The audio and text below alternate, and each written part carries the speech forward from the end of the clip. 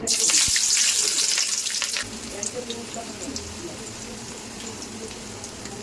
Viewers, আসসালামু আলাইকুম। কেমন আছেন আপনারা সবাই? আলহামদুলিল্লাহ, আমি ভালো আছি।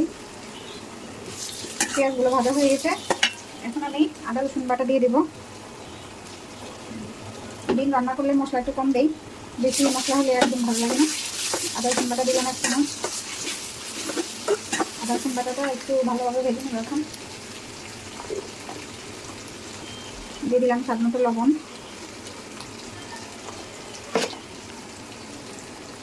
এখন আদা রসুনটা কিছুক্ষণ ভেজে তারপর আমরা বাকি সব মশলাগুলো দিই। মশলাগুলো একটু ভাজা হয়ে গেছে। এখন দিয়ে দিলাম হলুদ গুঁড়ো, তারপর একটু মরিচ গুঁড়ো, তারপর দিয়ে দিলাম জিরে গুঁড়ো। এখন হলুদ, মরিচ, জিরে এগুলো দিয়ে ভালোভাবে কষিয়ে নেব।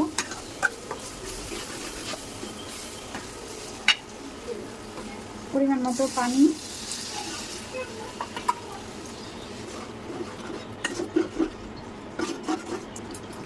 অল্প একটু পানি দিয়ে কষিয়ে নেব। এখন দিয়ে দেবো একটু গরম মশলার গুঁড়া। আজকে গরম মশলা দিইনি, অল্প একটু গরম মশলার গুঁড়া দিলাম। ডিম ভুনার মধ্যে অনেক বেশি মশলা দিতে ভালো লাগে না, আর এতটুকুর মধ্যেই যতটুকু ফ্লেভার আসে। বেশি ফ্লেভার একদম খারাপ লাগে ডিম ভুনার মধ্যে, হালকা ফ্লেভারই ভালো লাগে।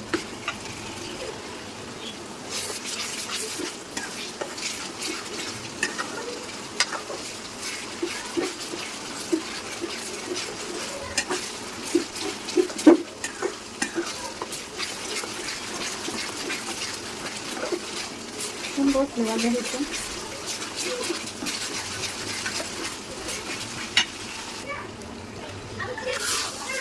এখন এখানে ডিমগুলো দিয়ে দিলাম। আমি কিন্তু ডিম ভেজে দিই না, যার পছন্দ সে ডিম ভেজে দিতে পারে। ডিম ভেজে দিলে উপরে স্কিনটা কেমন একটু শক্ত শক্ত হয়ে যায়, তো এই জন্য আমার ভালো লাগে না ডিম ভেজে দিলে। আর এটা কিসের ডিম কমেন্ট করে বলতে হবে। এই ডিমটা কিসের, হাঁসের না মুরগির, এটা বলতে হবে।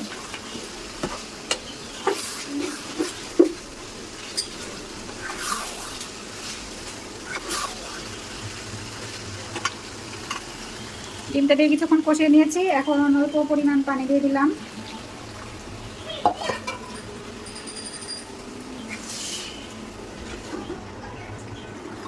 সাথে দিয়ে দিলাম কয়েকটা পেঁয়াজ, একটু হালকা ঝাল না হলে ভালো লাগবে না। এখন ঢাকা দিয়ে রান্না করে নেব। ঢাকা দিয়ে দিলাম। রান্না কমপ্লিট। এখন একটু জিরার গুঁড়া দিয়ে নামাই নিব।